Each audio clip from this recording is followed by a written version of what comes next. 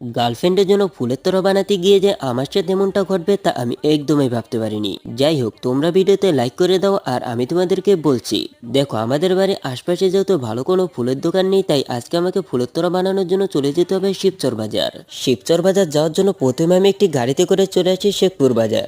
এরপর এখান থেকে আরো একটি গাড়িতে করে চলে আসি শিবচর। এরপর আমি বর্ণফুল নামে এই দোকানটিতে এসে ভাইটিকে খুবই সুন্দর করে একটি ফুলের তোড়া বানিয়ে দিতে বলি। এরপরে ভাইটি এখান থেকে একটি ফুল, ওখান থেকে একটি ফুল নিয়ে ফুলের তোড়া বানাতে শুরু করে দেয়। আর এরই মাঝে আমি তোমাদেরকে একটি কথা বলে রাখি, এই ফুলের তোড়াটি আমার গার্লফ্রেন্ডের জন্য নয়, বরং আগামীকালকে আমার বড় ভাই বিদেশ থেকে আসবে, ভাইকে গিফট করার জন্যই আমি এই ফুলের তোড়াটা বানাইতেছি। তো ফাইনালি দেখতে পাচ্ছ আমাদের ফুলের তোড়াটা বানানো হয়ে গিয়েছে। এরপর আমি ফুলের তোড়াটাকে একটি ব্যাগের মধ্যে ভরে চলে আসি একটি বেলপুরির দোকানে। এরপর এখান থেকে আমি এক প্লেট বেলপুরি নিয়ে নেই। এরপরে বেলপুরিটাকে আমি আবারও গাড়িতে করে চলে যাই বাড়ির দিকে। আর তোমরা আরো মিনি ব্লগ দেখার জন্য সাবস্ক্রাইব করো।